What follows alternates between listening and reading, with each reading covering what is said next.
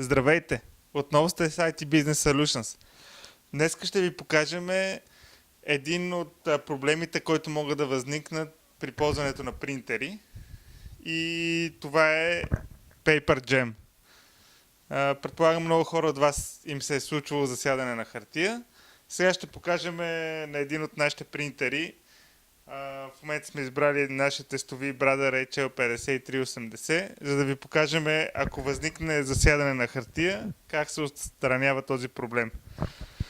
Тъй като в момента принтера няма как да захапе хартия, защото той е добре направен, ще пуснем да печата контролни страници и просто докато печата ще изгасиме принтера и по този начин ще ви покажем къде може да заседне хартия. Ето сега ще му пуснем да печата и в момента, който тръгне да печата,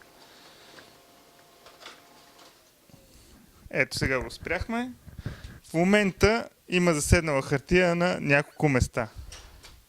Първото място, на което може да търсите хартия, това е под тонер касетката. Ето както може да видите, има един лист, който е тръгнал да минава. Това е пътя на хартията. И сега ще ви покажа още един лист, който ето тук отзад на принтера. Тоест това са първите две места, на които може да погледнете за заседнала хартия. Може да направите просто ето така. Да извадите заседналия лист. Като същото нещо трябва да направите и с листа, който е заседнал тук.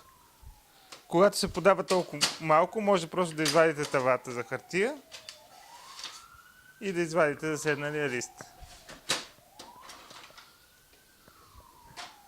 След което да върнете консуматива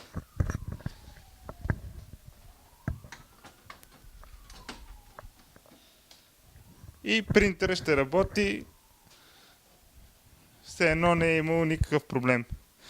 Това нещо може да се случи от по-тънка хартия, когато използвате некачествена, замърсяване на хартията с прах или от износване на поемащите ролки.